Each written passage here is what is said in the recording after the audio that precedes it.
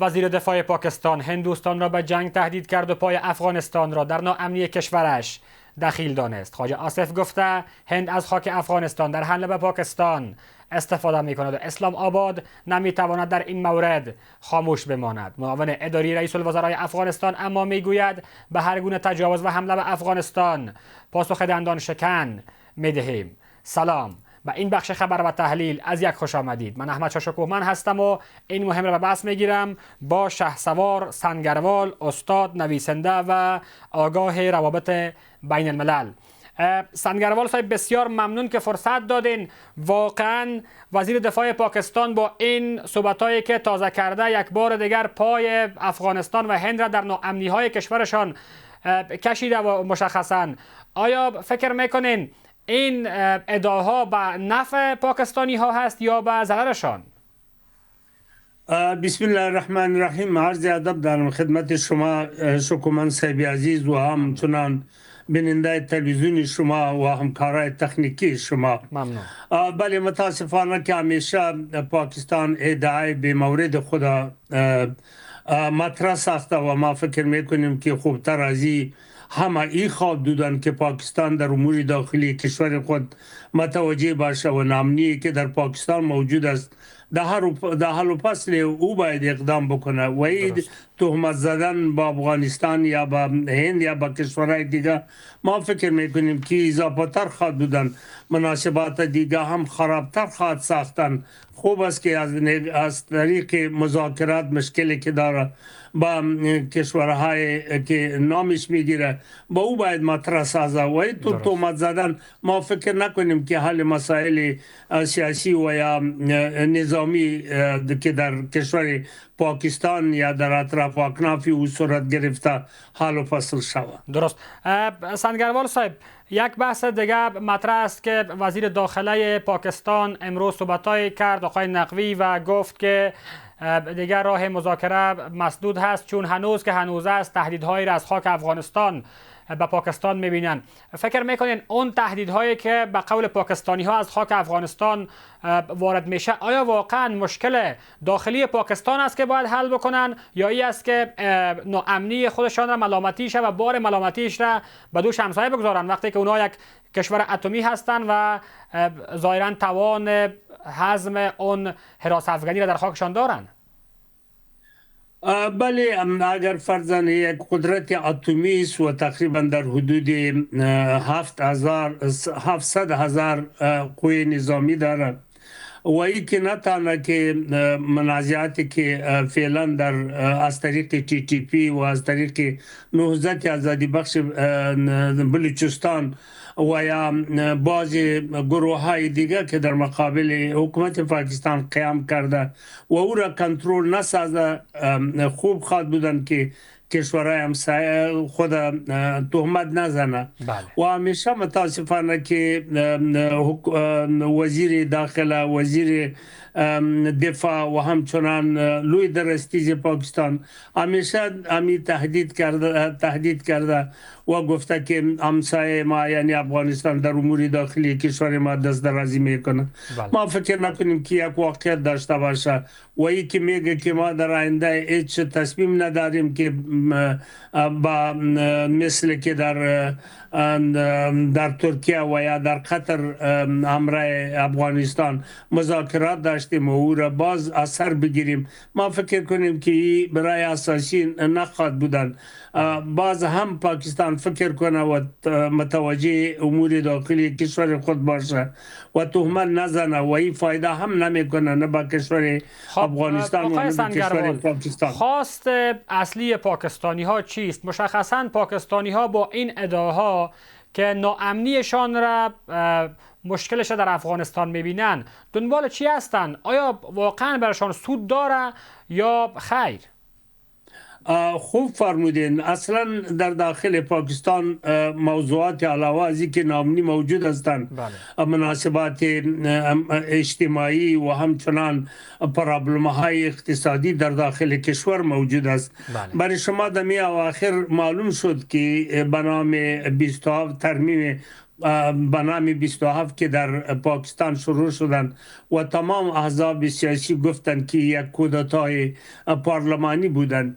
این همه مسائل بودن که میخواد که توجه مردم پاکستان طرف دیگه بکشانه، با همچون مسائل کوشش میکنه که دامن بزنه. و این کار همیشگیش بوده. بر شما معلوم است در زمانی که امرای هند چنین منازعات داشتن، همچنان توجه مردم خود از اینکه در امور داخلی پاکستان توجه داشته باشه که اوجا اقتصاد مردم پاکستان در حالت بد قرار داره و دمی اواخر تقریبا در حدود 127 میلیارد دلار پاکستان قرضدار است و در آخر تقریبا در حدود 2 میلیارد دلار اضافه تر از بانک بین المللی را باز قرض کردن. از اینکه توجه مردم طرف دیگه بکشانه، به این اساس با افغانستان یا به هند یا با کشورهای دیگه توجه مردم او طرف معطوف میکنه. و همچنان برای شما معلوم است که در یک سال نزدیک که در اطراف اکناف یک سال تقریبا به 3 کشور همسایه جنگ کردن. اول جنگ خود امرای ایران آغاز کردن، باز به هند آغاز کردن و این سویمیش کشور افغانستان هستند. ما فکر کنیم که پاکستان تا چه وقت مردم خود بازی بده، بالاخره مردمش امور شعور سیاسی داره. به این اساس یک تعداد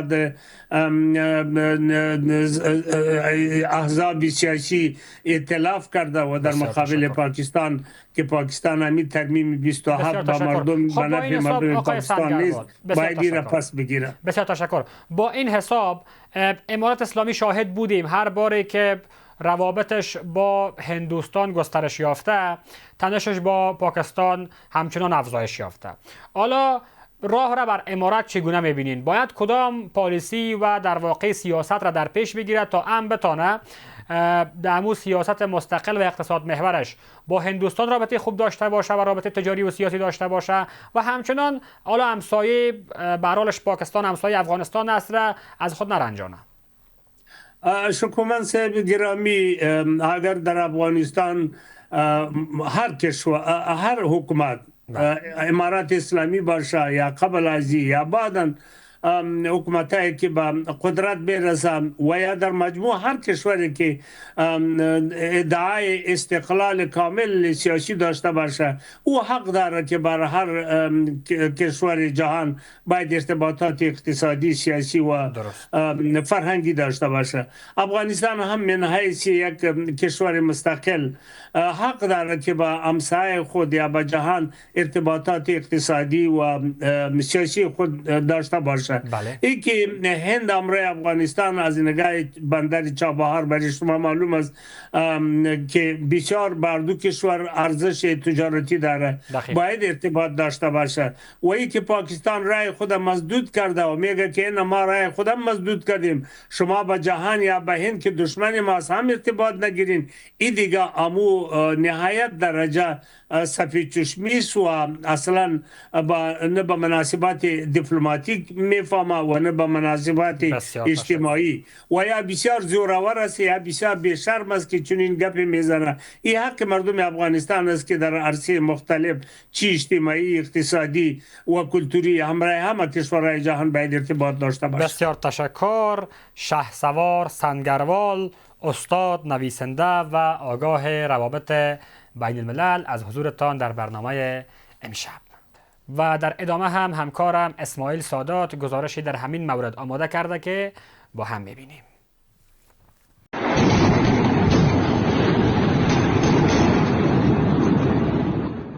پس از تشدید تنش‌ها میان افغانستان و پاکستان، مقام‌های نظامی پاکستان یک بار دیگر هند و افغانستان را در ناامنی‌های آن کشور مقصر می‌دانند. خواجه محمد آصف وزیر دفاع پاکستان در اظهارات تازه‌اش بار دیگر ادعا کرده که گروه‌های مستقر در افغانستان به پشتیبانی هند در حمله‌ها و ناامنی‌های پاکستان دست دارند. هرچند امارت اسلامی به تازگی در این باره چیزی نگفته، اما پیش از این ادعاهای مکرر پاکستان مبنی بر تهدیدهای برخاسته از خاک افغانستان را به شدت رد کرده بود. همزمان با این وزیر داخلی پاکستان در دیدار با سفیر موقت ایالات متحده در اسلام آباد گفته است که ادامه مذاکرات با کابل زیر تهدیدات جاری در پاکستان امکان پذیر نیست. هند نمیخواهد روابط پاکستان و افغانستان بهبود یابد. همه باید به هند یادآوری کنند که آنها شکست خورده اند. اظهارات لوی درستیز ارتش هند نمیتواند نادیده گرفته شود و ما هرگز نمیتوانیم به هند اعتماد کنیم. یک حرف شرم‌آور برای وزیر داخلیشان است، چون افغانستان هرگز به کشورهای همسایه خطر و تهدیدی نبوده، بلکه این پاکستان است که به نام مادر توریسم یاد می شود و بالای سیاست‌های دو جانبهشان و اعمال ضد بشری و توریستیشان بسیاری از کشورهای همسایه و منطقه پی بردند. با این حال عبدالسلام حنفی معاون اداری ریاست الوزراء در یک نشست در کابل به گونه تلویحی درباره تنش‌های اخیر کابل و اسلام آباد گفته که جنگ به خیر هیچ طرف نیست و مسائل باید بر اساس یک طرح منطقی و استوار بر احترام متقابل حل گردد. وی با اشاره به روابط خوب امارت اسلامی با کشورهای جهان میگوید که کابل خواهان جنگ نیست، ولی پاسخ به هر گونه تجاوز به خاک کشور را حق ملی و بین المللی خود می‌داند. در سوی دیگر سفیر روسیه در اسلام آباد نیز یک بار دیگر از موقف کشورش برای پایان تنش‌ها سخن زده و گفته که مسکو آماده میانجیگری میان افغانستان و پاکستان است. ما خواهان حل همه مسائل از طریق دیالوگ و مذاکرات هستیم و جنگ را به خیر هیچ یکی از طرفین نمی‌دانیم. باید همه مسائل بر اساس یک طرح معقول، منطقی، استوار بر احترام متقابل و بر اساس برد یا وین وین باید حل شود. در مبحث گفتمان مهمترین اصل این هست که استقلالیت سیاسی داشته باشه حکومتش. حاکمان لاهور چنین نیستند. اگر وزیر خارجه قبول میکنه گفتمانی را که ایران و روسیه پیشنهاد کرده وزیر دفاعش مبنای تقابل را مطرح بحث انجام میده، پس نشان دهنده عدم استقلالیت سیاسی در حاکمیت پاکستان هست. با آنکه پاکستان همواره افغانستان را پناهگاه امن حراس افغانان می‌داند، چند روز قبل یک فرمانده ارشد داعش به نام برهان مشهور به زید در ایالت پنجاب آن کشور کشته شد. هرچند مقام‌های پاکستانی ارتباط این فرد با گروه داعش را رد کرده بود، اما زلمه خلیلزاد فرستاده ویژه پیشین آمریکا در امور صلح افغانستان فرد کشته شده را از فرماندهان کلیدی داعش عنوان کرده است. به همین ترتیب رسیدیم به پایان مجموع خبرهای ساعت 10 شب از تلویزیون جهانی 1. از توجه و همراهی شما سپاسگزار. وقتتان بخیر و خدا نگهدار.